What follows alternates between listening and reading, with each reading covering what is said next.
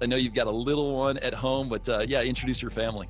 Yeah, so golly, my wife and I have been married 10 years now, and well, almost 9 years now. Sorry, 9 years. I shouldn't jump ahead of myself.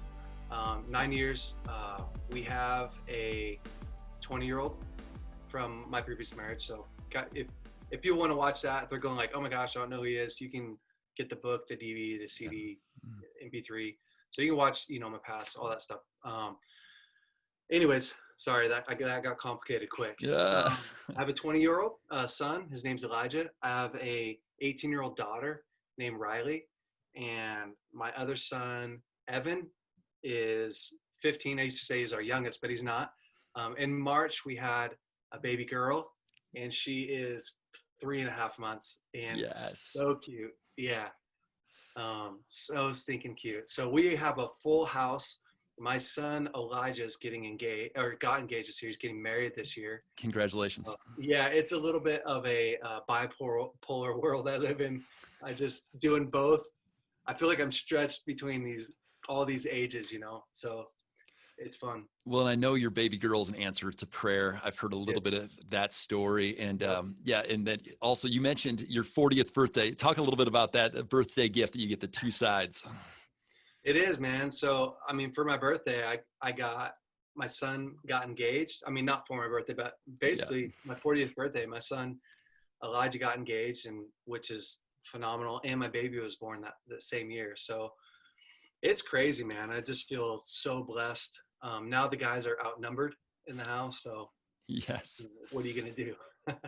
Well, It's awesome. congratulations. And I mean, just to see like through the eyes of a newborn, like that side of dad life, and then the eye of seeing your son fall in love. Yeah, And yeah, it just sounds like it'll be a beautiful journey to see that next chapter it's unfold. wild. Yeah, I was 19 years old when he was born, when Elijah was born, and the difference. I was so curious. What's the difference going to be? The 40-year-old raising my daughter, and between what it felt like before. Well, one, I can't hardly remember what it's like before. It's so long Sure. ago. But what I can remember, I'm so much more patient now. Like so much more patient, Hmm. and just like, because you kind of know what's coming. So you're not like, what's going to happen and how do we do this? There's a lot of unknowns, but what I do know is that they change ages so quick Yeah. that nothing's a huge deal. You kind of just Hmm. hold on for that little season until it gets easier, and enjoy even now, like, she's grown out of a lot of the waking up at night. So sometimes I wake up at night and be like, this isn't going to last forever. Just enjoy the time rather than be like, oh my gosh. So it's It, completely different. Oh, I'll tell you the other thing that's huge, that's way different. hmm. 20 years ago, the car seats, the toys, the cribs, so much different than today. We have it so much easier today. The diapers are better. The diaper dispensers are way better. So whatever. Yeah, it's interesting because I've got the three girls, and our youngest, like seeing each stage as almost like, oh man, it's a gift, this Yeah. stage versus a burden. Our first daughter, every stage felt like new challenges, new hard things. And you have the 20-year, 2-decade perspective on that same thing where you're Yeah. saying, don't miss it. And you have more patience now. We've had a lot of rookie dads listening right now. Yeah. Elaborate a little further on the gift of patience and how it can turn what seems like a burden into an opportunity. Yeah. So, I mean, really, it goes so fast. It goes so completely fast. And everyone knows that. I'll say this. I think part of the patience comes from having some experience. Mhm. And so, if you don't know how long something's going to last, or if it's going to last forever, you just want out of it. So you're like, come on. But I think having some foresight, and a lot of that comes from even the friends that are around us. So we have a really tight knit community that Lauren and I have spent years building. So it's been a challenge to build community. Even here, people will be like, oh, it's so easy. It's not. It's so transient here. So Mhm. finding people that are here for the long haul, and then finding people that you both gel with, Sure. it is a challenge, as you know. So now her girlfriends have babies and toddlers, and none of them have kids my age, but because we're just an Right. anomaly. as far as the older ones, but they're all that age range. So I think it's helped a lot for her to know what's happening and what's going to happen. And then when we run into something we don't know how to solve, it's a phone call. Hey, what's going on? How do we do this? Is this normal?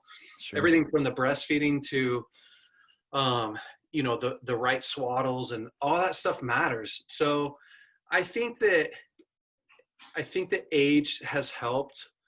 I think gives perspective, Yep. that outside perspective of you can really wish a lot of things away in life, even in our own life. You can wish that you get out of a painful season, but James 1 says, consider it pure joy when you encounter unexpected trials, right? For the testing of your faith produces perseverance. Mm. And when perseverance runs its course, you will lack nothing. And Yeah. obviously we could preach a long time on that, but it's the same thing with kids. If you get what you're supposed to get in hard times, or just even in challenging times, it's perseverance. Yeah. And when we learn how to enjoy those times and love those times, you get to when they're older and be like, man, that it's only been helpful in our life. Yeah. So it's That's awesome. that is awesome. I want to connect the dots though. Two things that you just said. You're talking a little bit about friends and community, and then about the gift of hard times, the gift Yeah. of the perspective you get through hard times. But we actually get to multiply our experience the closer we are to our friends, because if we walk through a hard time with them, we get to gain the wisdom and the learning and the understanding. So, anyways, I appreciate both sides of that. There's a quote actually from your latest book, Winning the War Within, that I just wanted to read real quick. It says, great opportunity, it says, you said this, a great opportunity comes with every hard season for those who have eyes to see it. And It's true. Yeah. yes, it takes eyes of seeing versus just complaining through a hard season. Talk about that concept a little bit. Yeah. So again, I think a lot of the times, even myself, I don't like to be in a hard time. I'll be the first one to say, like, man, no one's waiting for hard times and just being like, oh, this is so good and something awesome's going to happen. But anyone can look at their life. I don't care if you had the easiest childhood. I had the easiest childhood, honestly, we weren't rich, but we had tons of love and care and a great siblings. I always say, like, I grew up on Little House on the Prairie, nothing bad went wrong. When it did go wrong, it really wasn't a world crisis, but if you live any amount of life, you just know all along the way, you're going to go up and down and up and down. And I find that it's so cliche. It's hard to even it's so cliche to be like, enjoy the hard times. But the truth is like, there's just more opportunity to grow. Mm-hmm. So you really have a choice, right? The choice is you can try and grow through the easy times, but there's not as much opportunity to grow in the easy times because you're not getting as much feedback. Right. You're not really being stretched. Easy times are a poor indicator of what you're good at and what you're not good at. It's very challenging to grow a lot, leaps and bounds through when you're not being tested. And I'll say this, a challenging time or a hard season doesn't mean bad things are happening. It doesn't necessarily mean that. And we know that sometimes the most challenging times are when really incredible things are happening, right? Yeah. So the fruit of the hard times for me comes out of those who sow with tears will reap with joy. Mm-hmm. And it's kind of this parable of a farmer who is planting or who has a harvest, and he's in this dilemma, right? He doesn't have enough seed to both plant a field and feed his family. So what do? And we're so removed from the agricultural age, right? We're so removed that we don't hardly understand it. Maybe with COVID, we understand it a little bit more actually than what we ever have. Yeah. But I love because that verse, those who sow with tears will reap with joy, shows you what the farmer decided to do. He knew that if I feed my family, I will start a poverty cycle. Wow. Because they'll eat the seed that I actually need to plant. And if I plant the seed, I'm going to go through a season of watching my family starve. But in return, hopefully, this seed will grow. So it's this huge dilemma that everyone's in. Even now you're in. We're all kind of forced into this worldwide, what are you going to do? With the challenge that you've been given with COVID and with all the stuff that's happening in the country. The first initial response usually is our trigger response. Fight, flight, freeze. I'm like, I want out of here. I want something else. Next, can I just fast forward to 2021? Can I, or some people just want to, they don't want to do anything. They don't want to talk about it. And some people just want to jump in and just, fight their way through it. We really see that the farmer decides, okay, I'm going to plant this field. I'm going to mourn. And at the end of it, everyone's rejoicing. And so I see a lot of that in my life. A lot of it in my life. I went through a nervous breakdown in 2009. It started. And the hardest time of my life, harder than the divorce I went through, way harder physically, personally. So I lost the use of my arms literally for a year. That was when I was raising the kids by myself. It was just an incredibly hard time. And I so badly wanted to just hit fast forward, or I didn't know what was happening. I didn't know I was in a nervous breakdown. I thought I had cancer or rheumatoid arthritis, or, I was getting all kinds of brain scans, and it was just so horrible. I look back on that time and I could literally go, this is what I learned from that time. There was a point when my dad said, I called my dad at like 11 o'clock at night, probably 6 months into it, crying and just going, man, I don't know if I'm dying or and he kept saying, son, you have to get up. Like, you have to get up. You got to go to work. You got to finish. I was writing a book. You got to finish your book. And I was like, okay, maybe you don't understand me. Maybe you don't understand where I'm at. Like, I'm having tormenting dreams every night. Literally, my body shakes all day long. I mean, I was feeling sorry for myself, right? Here's the victim card. Yeah. And he said, bud, if you truly are dying, you're going to have to decide how your kids are going to remember you, for starters. So, nobody feels sorry for you.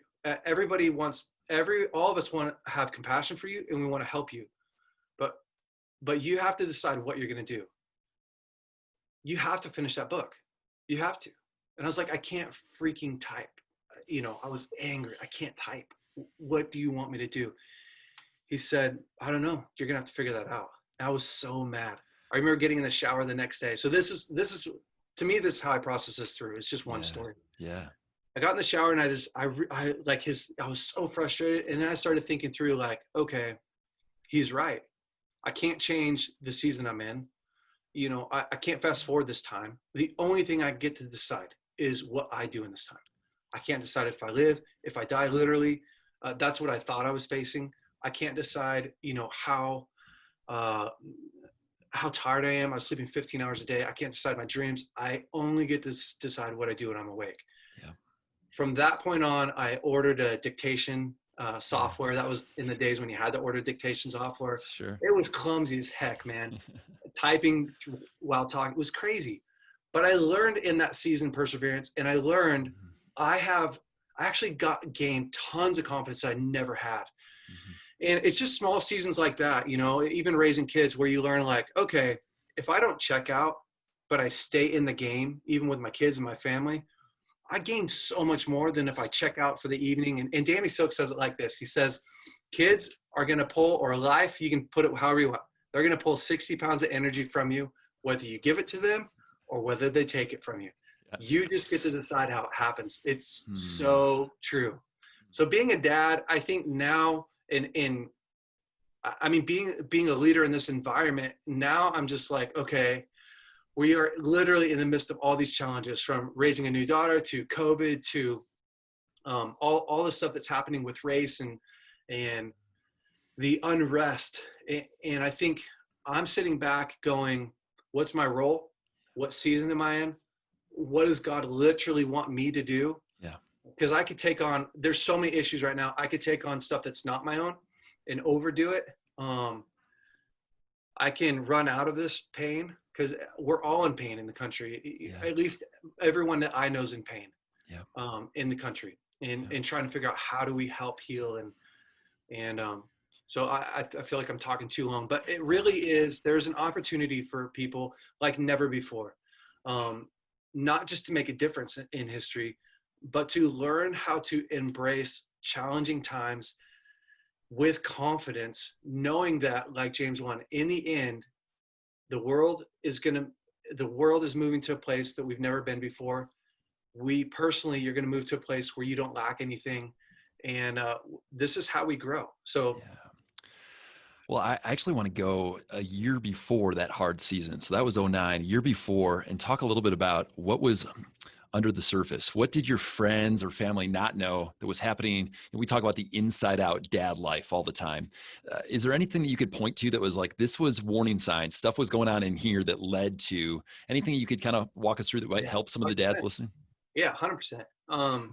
So I'd gone through, maybe it's important just to talk about my divorce for 2 seconds, just to give people context. So 2007, my wife ended up leaving, and which launched me into single dadhood, raising the kids in a super challenging time. So again, I write about that in the book. They can, I'm not trying to sell books, but if you want to know more about that story, they can check it out. Is that in the supernatural power of forgiveness, that book? Which is now titled Winning the War Within. Oh, it was a re-release. Okay. Yeah, because I had a whole bunch that I didn't put into that book. Great. And that I've learned over this past 10 years. Decade, yeah. Okay. Yeah. And so that just dropped 6 weeks ago, right? Just dropped. Okay, amazing. Yeah. So it's, that shares my whole story of the divorce to, what happened and all that. So fast forward through my divorce, it was super challenging time, as you know, for everyone involved, really, really challenging. And I'd felt like it was just a season where I felt like, man, I'm on the sidelines. I'm just on the sidelines, not in a bad way, but I just felt like chained up to this tree, just focused, just working super hard to get my kids healthy, get myself healthy, heal the family, move us forward. And so it was really trying. Well, 2008-ish comes along, 2008, 2009, and I am doing awesome. I'm doing better than I've ever done. I feel really good. The kids are doing well, and opportunity happens. So once I got through that season of pain, that massive season of pain, I jumped on board with my dad's ministry. He said, hey, why don't you come help us out? So I was like, awesome. So I jumped on his board for Chris Vallotton Ministries. And then we were doing Moral Revolution. And people can look this stuff up if they don't know it. It's just too long of a story. So I jumped on Moral Revolution's board, and I started traveling around and speaking, helping get kids free, of sexual sin, sexual addiction, educating them on purity. And then we were writing a book, Moral Revolution book. And then I jumped on, my friend is running a men's purity group for sex addicts. So I jumped on that I believe it was Wednesday night. No, it was Monday night, every Monday night. And I just started, going in there. And then I was also working for school ministry at the time. That was my full-time job, and leading that. And I had a revival group of 65 people on there. And then on top of that, I'd started writing my book. I already told the end of that story, but I started writing my book. And so I'm like, oh, this is so cool. I'm writing my book, and I'm writing the Moral Revolution book. And I had another book going for a lady named Tracy Evans that we were working on. My dad and I was writing songs, some songs with like Kim and Skylar. I wrote some songs with them. And no way. Okay. Yeah, for real. That was a short career, but I was just, it was awesome. And then I got to a place where my spiritual fathers and myself were really great with my process. And so I started dating my now wife back then. And so like I had, I was doing 20 counseling appointments-ish a week, sometimes less, sometimes more. So combined all that stuff and working out 6 days a week, I just smashed all of this stuff. And there kept being this nagging voice like, dude, what are you doing? The challenge is everything was good.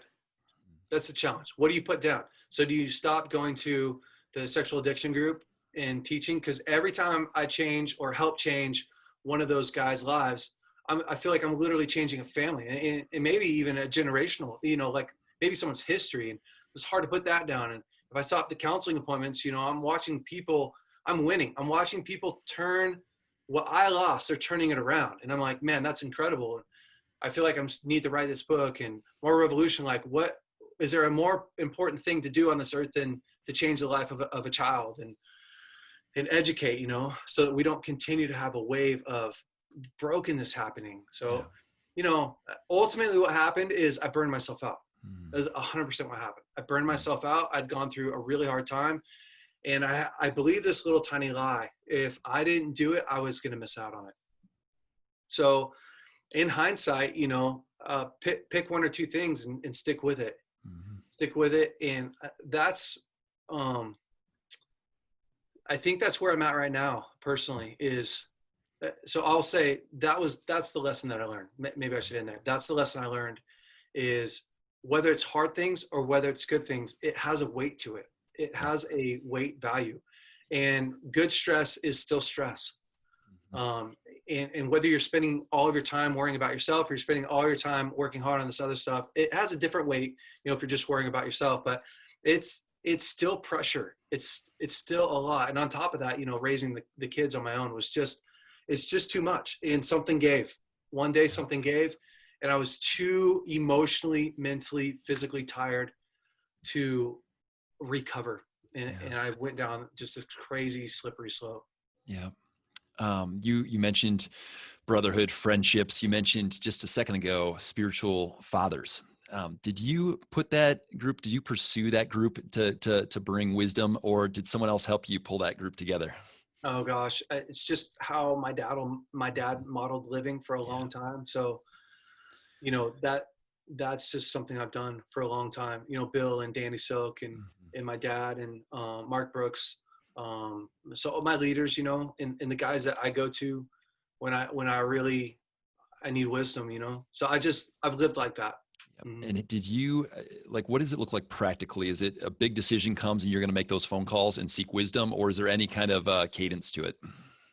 For starters, I think a lot of people say they have spiritual fathers, but they never actually invite the spiritual father and say, hey, will you play this role in my life? So if you're going to put somebody on your team, they should know that they're on your team. Yeah, I think that's one mistake that we make as human beings is we're kind of shy or afraid. And I realize some spiritual fathers are just, they're thousands of miles away. Like a lot of people say, oh, your dad's a spiritual father of mine. And I have guys that are like that. And I'm like, totally. But when we're talking practically, in order to gain wisdom. Yeah. So this is kind of how I do it. If something's going on at work and I need to process, I normally call my dad. That would just be, man, my dad knows me better than anybody. He knows how hard to push me. He knows when to say, stop, knock it off. Like the way you're thinking about yourself. And I'm like, he knows me the best. When it comes to like kids in my family life, and Danny Silk knows that world better than anybody. And even my process in that and my role in that, so yeah, I think in Bill, I would go to just a lot for like really specific topics. What do you think I should do with this thing in my life? So, that's kind of how it works. Yeah, that's helpful. I don't want to miss those because some people listening are like, really, like you have the opportunity to have these spiritual giants as your spiritual fathers. Yeah. I don't want to miss the fact that you have been you've been in Redding since 2004. You grew up in serving, almost the inheritance topic of, because you're in this family and what your dad has been a part of, that gave you access, not in a weird way access, but like it positioned you to receive. Can you talk a little bit about, because I think we're all creating this for our kids. We're choosing a direction that gives them inheritance. Can you talk about that generational concept? Yeah, I will. Let me just say this. I think that because I do get that a lot, like, man, you get to be around, and I'm so thankful for it. I don't apologize for it. My dad told me one time, never apologize for favor. Just make sure that you use the favor well. And so I used to apologize, like, oh man, I know I feel bad. I don't feel bad for everyone else. I feel like I don't have something more special than anyone else has access to. I really think the key, so the key in all of it is what you said, serving. Literally. So I can break down, if people say, well, how did Bill get to where he's at? I could literally break down. I watched him my whole entire life. My parents, the Johnsons, used to live with my parents for a short amount of time in Weaverville. Brian Johnson was the best man in my wedding. We just grew up together. So, we did servanthood through covenant, which people go, what is covenant? Okay, you have permission to change my mind, and I have permission to change your mind. So good. I mean, that is a great, just one quick verse example of what covenant is. So we lived like that for a long time. And Danny Silk, my dad got Danny Silk saved in his youth group. And so, I think that like, these are normal guys who love God, follow God. They have different gift mixes. And obviously they're super talented and gifted at what they're good at. But beyond, I mean, they're just regular people. So servanthood really is the way to the top. And you just can't, you just can't outgrow that. You'll never outgrow serving. You just won't. So, and I feel like the more you have, the more you're required to serve and to give. And so for everyone who's watching this, it goes like, man, how do you get a spiritual father? You serve. You serve, literally. I have a spiritual father. His name is Keith Alvord. And when my dad moved to Reading in 1997, so that would have been my last year of high school, I didn't even realize how big of a void that was in my life. I found myself going over to my friend Keith's house. He was a firefighter and a forester at that time. And I just found myself over there, and I'd mow his lawn. He'd come home from work. He'd be like, what are you doing here? I'm like, I just felt like mowing your lawn. I did that for a whole year before he finally stopped and said, hey, what are you doing?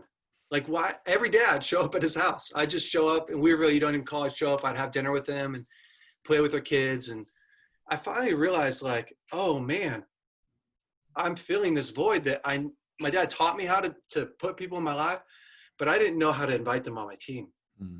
Once I figured it out, I was like, hey, I think this is what I'm doing, So I really do think that, yeah, we're building an inheritance for our kids, like you're saying. The relationships that you create today, that you sacrifice for, that it's not as fun as people think. It's not easy. I can tell you all those relationships that I just mentioned, there's conflict inside of them. We use all of our communication skills and conflict resolution and honor to keep those relationships going. So everyone looks at it and thinks like, man, that must be a walk in the park. And you're like, every one of those guys got some real strong opinions. Yeah. And so, yeah, I mean, but it's worth it, right? So it's a gift that I get to give to my kids. Yep. And that area of, am I willing to sacrifice? Am I willing to serve, invest?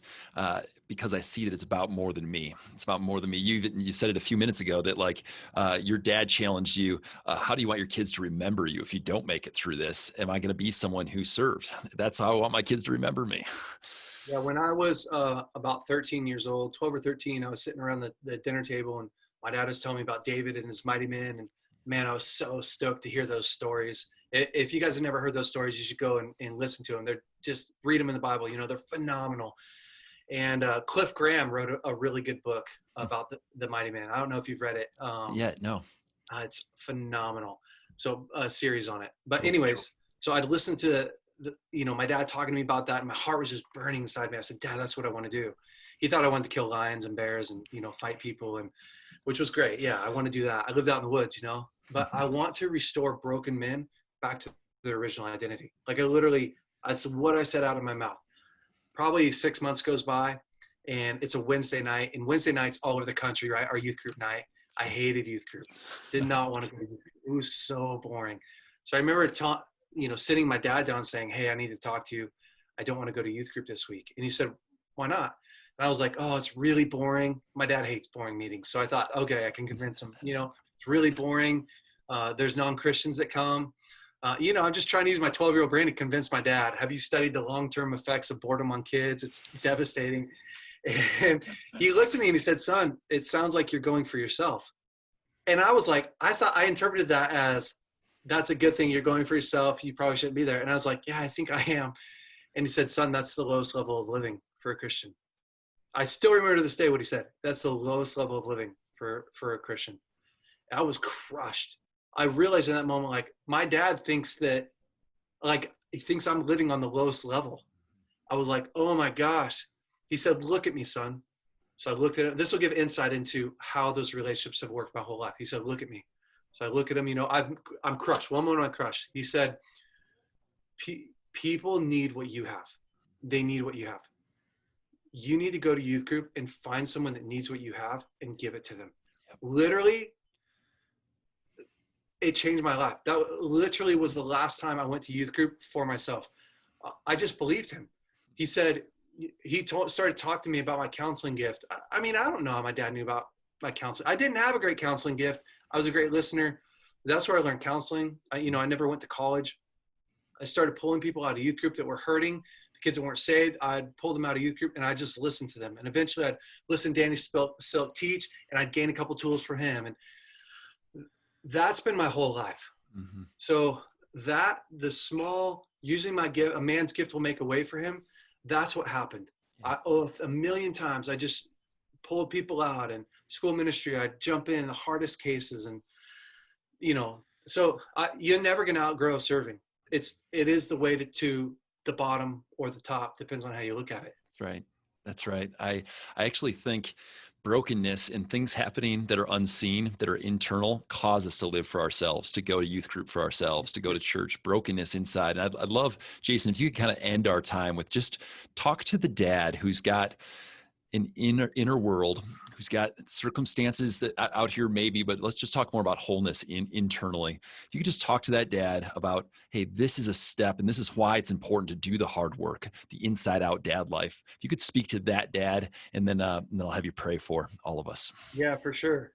I think a couple things that helps me is, because I've just gone through so much stuff, from the divorce to nervous breakdowns to pornography addiction and being addicted to masturbation. I mean, we haven't even talked about that, but I've just gone through so much stuff personally, addicted to medication before.